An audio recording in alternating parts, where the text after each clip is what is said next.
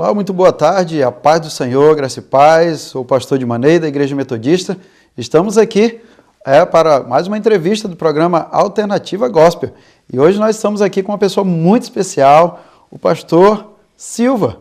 Pastor, seja bem-vindo ao nosso programa, que Deus te abençoe.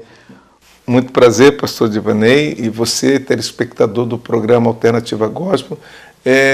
Tenho muito prazer em estar voltando aqui. Há uns anos atrás, talvez uns 2, 3 anos, estivemos aqui num momento assim de intimidade e agora estamos de volta. É com muita alegria que recebi esse convite e um prazer estar com vocês mais uma vez. Pastor Silva hoje é pastor ali na Igreja Batista Regular, né? Seu nome completo, como que é? É João José da Silva, meu nome completo é João José da Silva.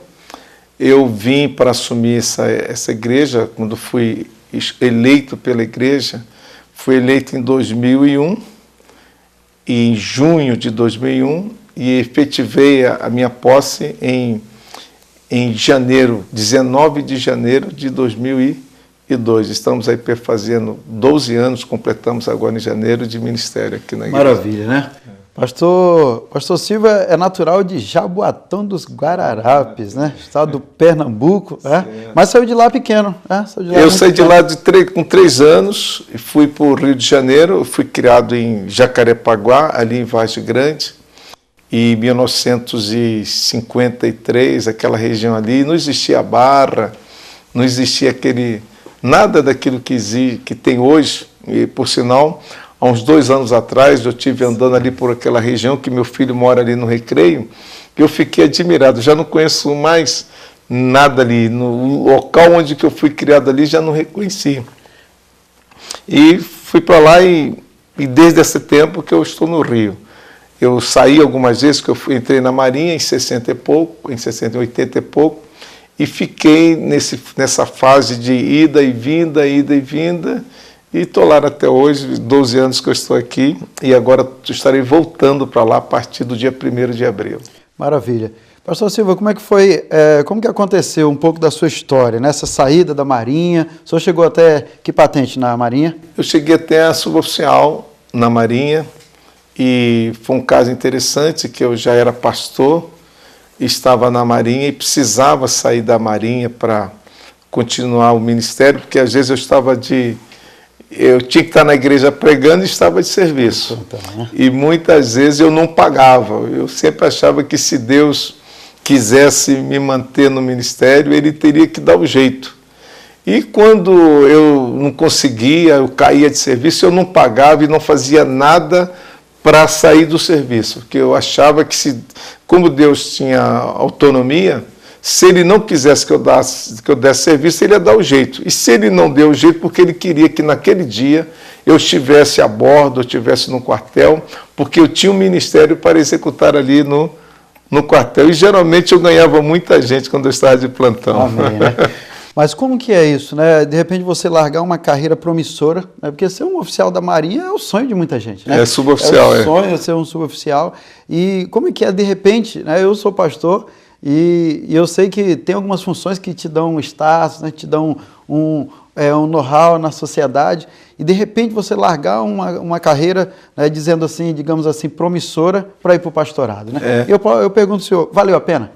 Valeu a pena, porque na verdade a minha vida sempre foi envolvida com gente, porque eu na separação dos meus pais, eu cheguei a ir para as ruas, eu vivi do lixão. Eu, pequeno, vendi lata velha, eu colhia as coisas, vendia no ferro velho, e vendi bala. Vivi um tempo assim, meio largado, e quando eu estava no meio dessas crianças também junto comigo, eu sempre assumi uma posição assim de liderança, de nos organizarmos de modo que quando não tinha comida, todo mundo comia. Se alguém arrumava um trabalho, providenciava para todo mundo. Então, nessa época, eu aprendi a lidar com as pessoas. E eu fui crescendo, fiz um curso de jornalismo, que eu queria servir a sociedade através do jornalismo. Me decepcionei, aí logo em seguida eu fui montar um partido político.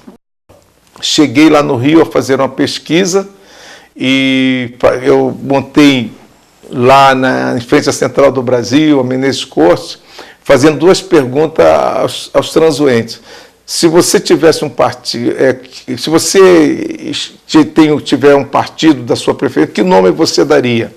E a outra pergunta, o que você espera de um partido? A minha intenção era das expectativas mais coincidentes, eu ia escolher 10 expectativas para fazer dessas 10 expectativas a missão do partido. E o nome do partido sairia daquele nome que fosse mais citado.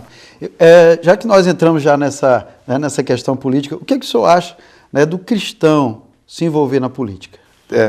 Então, o que aconteceu? Quando eu estava envolvido na política, eu sofri uma decepção muito grande, que eu também tinha programa de rádio e uma pessoa me enganou.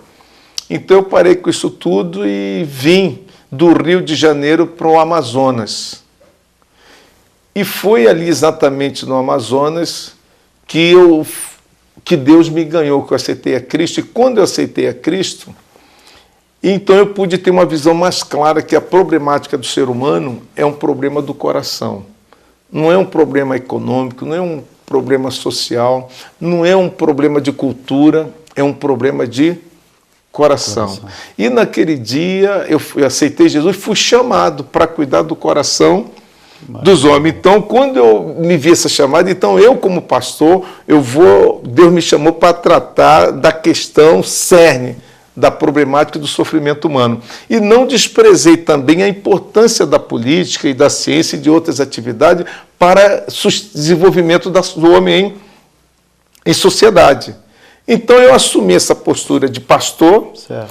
E fiquei também orando para que Deus levantasse dentro da igreja homens e mulheres de Deus que tivessem essa visão, essa cosmovisão de Deus. E a cosmovisão de Deus da política é uma cosmovisão centrada no povo, que não pensasse, que não fizesse da política um meio de vida, que hoje em dia, muito infelizmente, muita gente entra na política, da mesma forma tem alguém que presta concurso público, né, para poder ganhar dinheiro, ter estabilidade. E tem gente, quem não presta concurso, investe na eleição política, mas a visão das pessoas não é o povo, é ganhar esse meio. Vocês podem ver esses exemplos aí na conduta dos nossos políticos. O que menos você vê eles discutindo é questões cruciais da necessidade do povo. Eles estão sempre fazendo alguma coisa, você vê eles negociando para aprovar uma determinada lei, eles exigem determinadas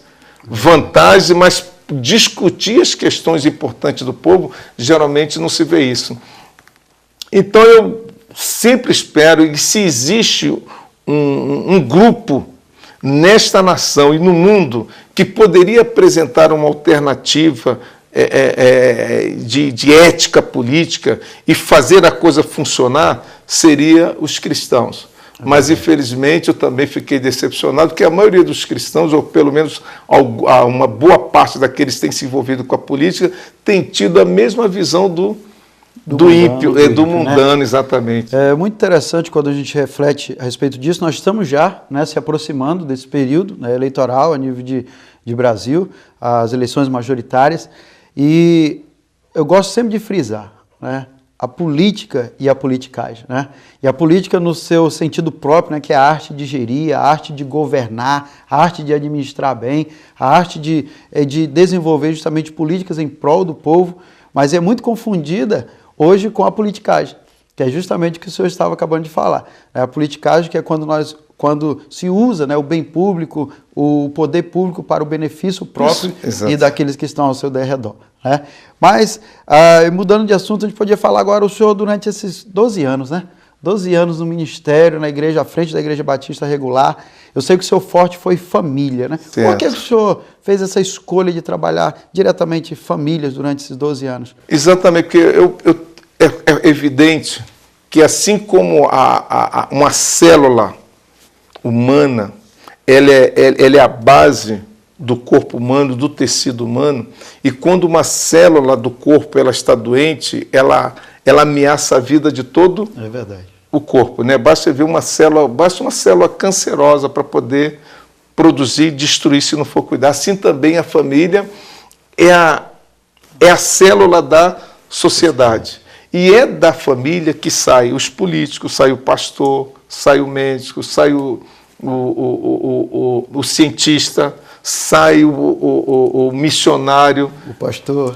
O pastor, exatamente. Então, se a família, ela fornece os indivíduos que vão atuar na sociedade, vão atuar nas instituições, se a família fracassar, toda a sociedade vai fracassar. Então, se você quer mudar esse quadro de experiência que a gente está vivendo hoje, se quiser acabar com a violência, acabar com a corrupção, você precisa investir na família. E você tem que investir hoje para daqui a 30 anos dar resultado. É verdade. Para poder ter resultado daqui a 30 anos, mais ou menos. Então, normalmente, o senhor tinha, durante esse ministério, durante esse tempo, alguma frase de impacto, algum slogan, algum chagão que o senhor sempre estava trazendo? Bem, eu geralmente não usava assim, um jargão, mas eu sempre dizia que um ser humano, Deus criou o homem, a gente nasce como indivíduo, mas nosso destino é ser pessoa. Tá? O indivíduo é quando você considera você isolado, e pessoa quando considera os seus relacionamentos, inclusive a sua própria estrutura. Um exemplo, quando o indivíduo nasce, ele não nasce sabendo quem é. É verdade. Eu nasci homem, mas não nasci sabendo que era homem. As mulheres nascem mulher, mas não nascem sabendo que é mulher. Nós vamos aprender quem somos, e a família é exatamente um ambiente que Deus escolheu para transmitir essa mensagem de identidade e destino.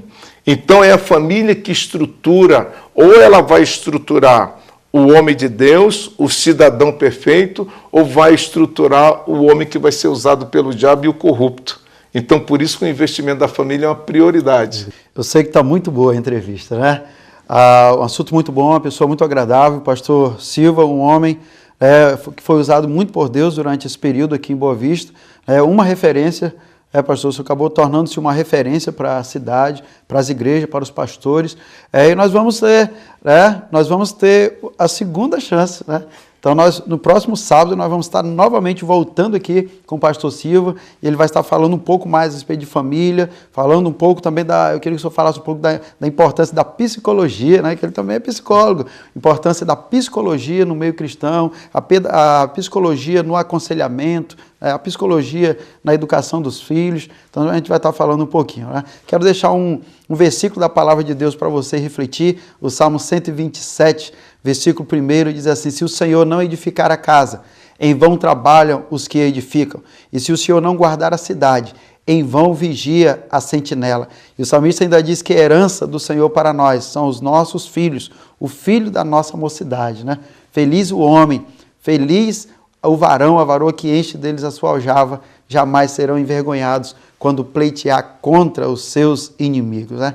Que Deus te abençoe grandemente, abençoe tua família, e até a próxima, em nome de Jesus.